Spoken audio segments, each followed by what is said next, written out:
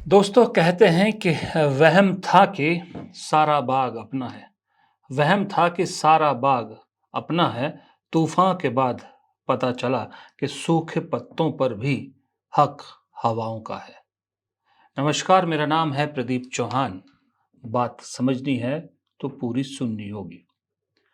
कौन आंधी है, कौन तूफान है, कौन हवा का झोंका है, ये तो मुझे नहीं मालूम, लेकिन कांग्रेस का फिलहाल दावा यही है कि हवा से डरने वाली ये सरकार अब इस आंधी का सामना कैसे करेगी, जिस आंधी का नाम है राहुल गांधी। प्रधानमंत्री मोदी हैं, सलाह राहुल गांधी की चलती है, प्रेडिक्शन राहुल गांधी की सही साबित होती है।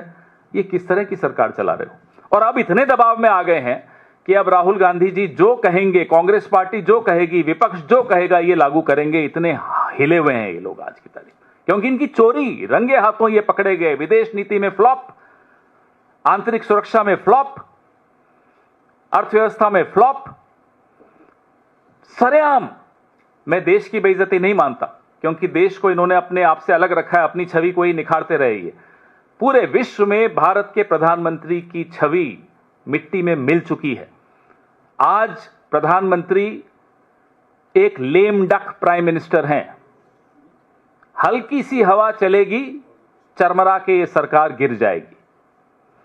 और अब आंधी आ रही है, हवा तो बहुत पुरानी बात हो गई। कल सुबह से राहुल गांधी एक बार फिर वही काम करने जा रहे हैं जो उनकी एक पहचान बन चुकी है। मुझे राहुल गांधी के बरस, जब मैं ये बात करता हूँ राहुल गांधी के बरस, मुझे फिर महात्मा गांधी की याद आती है। आप कहोगे कि भाई, बहुत से लोग कहेंगे कि महात्मा गांधी और राहुल गांधी की तुलना कैसे कर सकते हैं। नहीं कर सकते, सही बात है।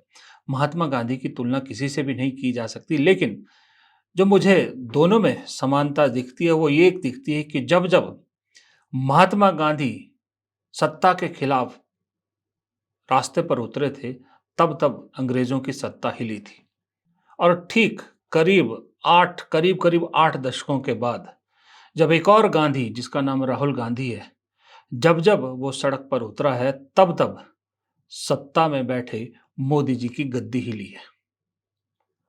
आप देखिए, जब राहुल गांधी ने भारत जोड़ो यात्रा शुरू की, उससे पहले जो सरकार का कॉन्फिडेंस था वो सातवें आसमान पर था और कांग्रेस का कॉन्फिडेंस जमीन में कहीं धंसा हुआ था।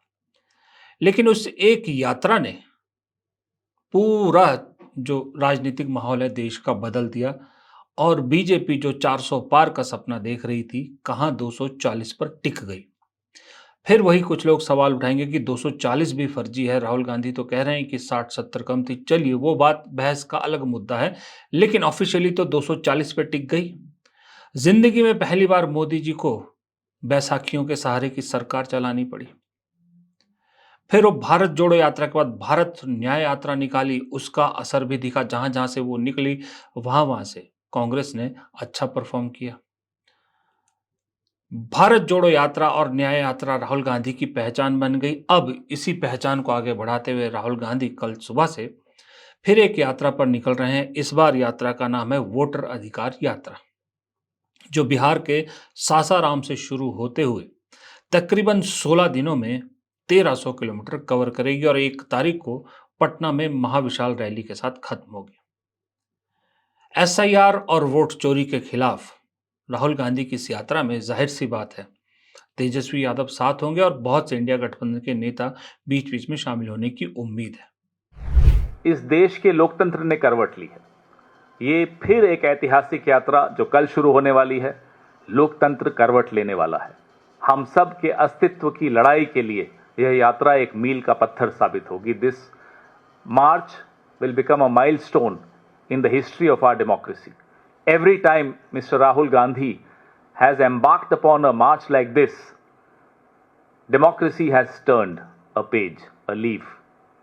And such marches always strengthen, enrich our democracy.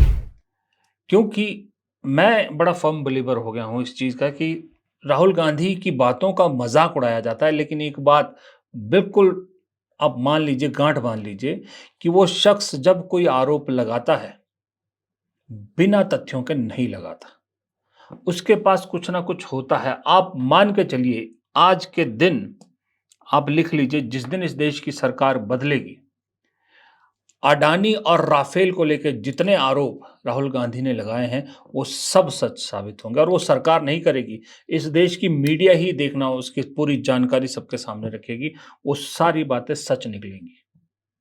इसीलिए वो शख्स आज भी अपने इन मुद्दों पर खड़ा रहता है और जो बात कहता है डंके की चोट पर कहता है।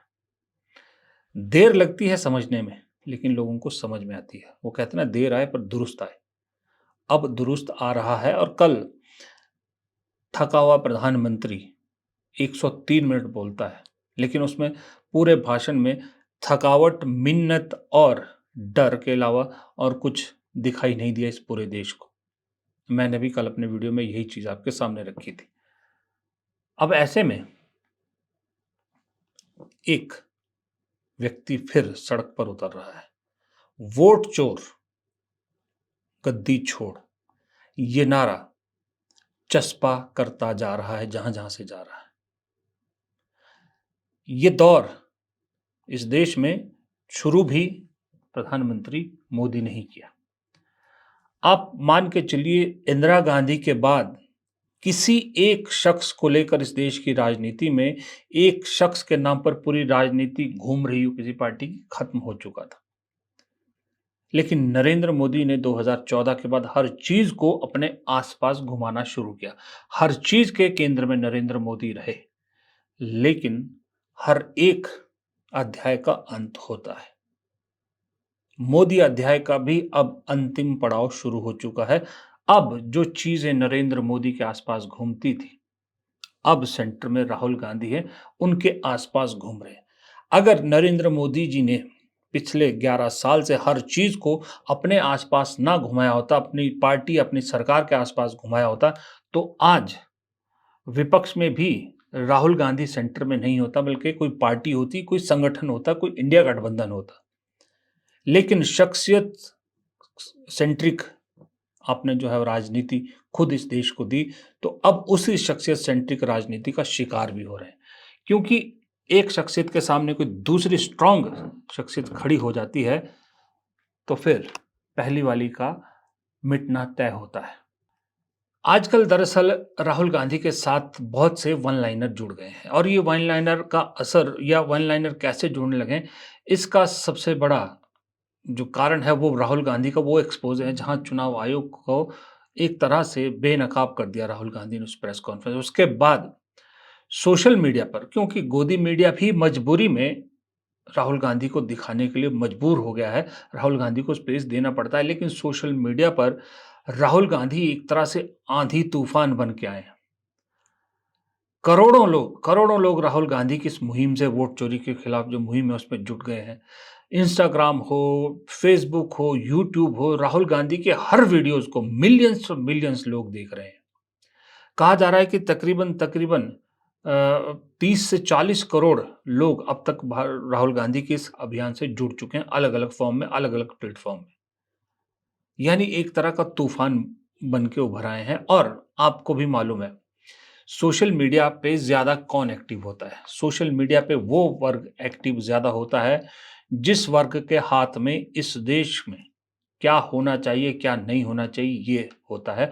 और उस वर्ग का नाम है युवा वर्ग, जो तकरीबन 60 से 65% इस देश में, सबसे ज्यादा युवा इस देश में है। अगर वो करोड़ों की संख्या में राहुल गांधी के साथ जुड़ रहे हैं, तो उससे आप अंदाजा लगा सकते हैं कि राहुल गांधी का पॉपुलैरिटी ग्राफ, अगर कोई जेन्युइनली पॉपुलैरिटी ग्राफ उनका वो नापे, वो जो गोदी वाले हैं, जो सरकार को खुश करने वाले हैं, वो तो अभी भी कहेंगे कि मोदी जी कहीं आगे हैं। लेकिन मोदी जी कहाँ राहुल गांधी से पीछे छूट गए हैं, इसका अंदाज आप कल जो स्वतंत्रता दिवस पर भाषण दिया था प्रधानमंत्री ने, उसके व्यूज देख लीजिए, और राहुल गांधी की बारिश में भीगती हुई तस्वीर के या छोटे से वीडियो के व्यूज देख लीजिए, उसमें फर्क का पता आपको लग जाएगा। जबकि बीजेपी के पास तो इतना बड़ा एक तंत्र है पूरा, जिसको पैसे दिए जाते हैं बाकायदा इन चीजों को वायरल करने के, उसके बावजूद वो पीछे रह गए। अब एक जो नारा और चल रहा है, जो कल प्रधानमंत्री ने खुद चस्पा करवा दिया कि सरकार तुम्हारी, सिस्टम हमारा, या सिस्टम तुम्हारी या सरकार हमारी, ऐसा कुछ है। क्योंकि कल जब जीएसटी को लेकर प्रधानमंत्री ने लाल किले की प्राचीर से ऐलान किया कि अब उसमें बदलाव किया जाएगा, तो आज अचानक सोशल मीडिया पर कल से लेकर इनफैक्ट वायरल हो गया राहुल गांधी का 2016 का वो ट्वीट, जहां उन्होंने कहा था कि GST, as the GST council begin its deliberation today, I want to stress again that an 18% cap on the GST rate is in everybody's interest, कि 18% जो कैप है वो लगनी चाहिए, उससे ऊपर नहीं लगनी चाहिए। राहुल गांधी ने 2016 में कह दिया था और तब से वो लगातार इस बात पर अड़े हैं और अब अल्टीमेटली सरकार वही कर रही है। पिछले 11 साल में तकरीबन 2 दर्जन राहुल गांधी की ऐसी बातें हैं जो सही साबित हुई हैं, सरकार को माननी पड़ी है। यानी ऑन एन एवरेज आप मान के चलो हर साल एक बात तो ऐसी साबित हुई है। अब वो जीएसटी, नोटबंदी, कोविड, जो मर्जी ले लीजिए, अभी हाल ही में जातीय जनगणना के आगे भी सरकार को झुकना पड़ा था। अब जीएसटी मान ली है। अब लोग तो ये कह रहे हैं कि ये तय मान के चलिए कि ये जो वोट अधिकार यात्रा है या वोटों को लेके जो राहुल गांधी का ऑब्जेक्शन है, उसे भी एक दिन मानना पड़ेगा। चुनाव आयोग को गलती माननी पड़ेगी, सरकार को गलती माननी पड़ेगी और उसे सुधारना भी पड़ेगा। राहुल गांधी को जो पे इस वक्त कर रहा है, वो पे इसलिए कर रहा है कि राहुल गांधी ने हार नहीं मानी। अटल बिहारी वाजपेयी जी का जन्मदिन है आज, उन्हीं की कविता याद आ रही कि हार नहीं मानूंगा, रार नहीं मानूंगा, ये लाइन याद आ गई। ये इसको आत्मसात दरअसल राहुल गांधी ने किया। हर तरह से उनको निशाना बनाया गया। ये तो उनके खुद के दुश्मन भी मानते हैं, बीजेपी के लोग भी मानते हैं। ऑन रिकॉर्ड नहीं बोल सकते, ऑफ रिकॉर्ड आप किसी से पूछ के देख लीजिए, वो भी मानते हैं कि भाई इस शख्स में एक जुनून तो है। इतना कुछ जो है पूरा किया गया, कानूनी कार्रवाई से लेके, डिफेम करने से लेके, पप्पू बोलने से लेके, उसके बावजूद ये शख्स खड़ा रहा, डटा रहा। और वो भी उस हालत में जब खुद की पार्टी साथ खड़ी नहीं थी। सिर्फ परिवार की एक माँ और एक बहन के सहारे एक आदमी खड़ा रहा और इस देश की सबसे बड़ी चट्टान से टकराता रहा। अल्टीमेटली चट्टान में दरारें पड़ी और चट्टान टूटने की कगार पे है और ये शख्स का कद लगातार बढ़ता गया और आज मजबूरी ही सही, लेकिन पूरी पार्टी भी साथ पीछे खड़ी है और पूरा विपक्ष भी साथ पीछे खड़ा है। ये सिर्फ और सिर्फ इसलिए कि हौसला नहीं छोड़ा था राहुल गांधी ने। कोई और होता, मैं पहले भी शायद कई बार बोल चुका हूं कि कोई और होता तो कब की राजनीति छोड़ के शायद कहीं विदेश विदेश में जाके सेटल हो गया होता, या डर के आगे बहुत कुछ चीजें हो जाती हैं वो कर लेता। लेकिन ये शख्स जानता था कि इसके पीछे जो सरनेम जुड़ा है ना, उस सरनेम के साथ बहुत सारी जिम्मेदारियां आती हैं। अगर राहुल गांधी कहीं झुक गए होते, डर गए होते ना, तो अपने पूरे खानदान की लेगेसी पर पानी फेर दिया होता। लोग तो इस लेवल तक गिर गए थे इनकी पार्टी में, खुद की पार्टी में, कांग्रेस के अंदर, कि राहुल बनाम प्रियंका खड़ा करने की कोशिश कर दी थी, राहुल बनाम सोनिया गांधी खड़ा करने की कोशिश कर दी थी। 3 परिवारों को, परिवार के तीनों सदस्यों को अलग अलग खड़ा करके लड़वाने की कोशिश तक पार्टी के अंदर हुई थी। G23 ग्रुप का मकसद ही यही था कि सोनिया गांधी और राहुल गांधी के उसमें अलग अलग कर दिया, दरार डाल दी जाए।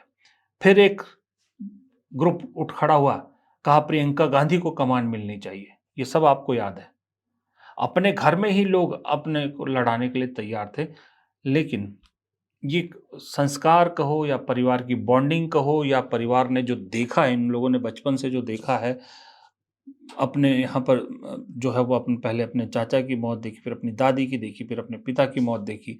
3 ऐसी मौतें देखी जो एक्सपेक्टेड भी नहीं थी। उस सब ने शायद कहीं यूनाइट रखा है। और ये मैं दोनों परिवार पे कहता हूँ, ये राहुल गांधी, सोनिया गांधी, प्रियंका गांधी पे भी, और उधर मेनका गांधी और वरुण गांधी पे भी। वो परिवार भी एकदम दोनों माँ-बेटा एकजुट एकदम साथ एक दूसरे के लिए हर वक़्त साथ है, क्योंकि दोनों ने एक ही दर्द सहा है। ये संस्कार कहो या मजबूरी कहो जो भी था, लेकिन अब उसका रिज़ल्ट दिख रहा है और मजबूत नेतृत्व राहुल गांधी की जो नेतृत्व क्षमता है और राहुल गांधी का जो पब्लिक में चार्म है, वो अब असर करने लगा है। फिलहाल आज की इस वीडियो में इतना ही। वीडियो पसंद आया हो तो लाइक कीजिएगा, दोस्तों के साथ शेयर कीजिएगा और कमेंट बॉक्स में अपनी राय आप भी ज़रूर दीजिएगा और चैनल को अगर सब्सक्राइब नहीं किया है अब तक, तो प्लीज़ चैनल को सब्सक्राइब करना ना भूलें। नमस्कार।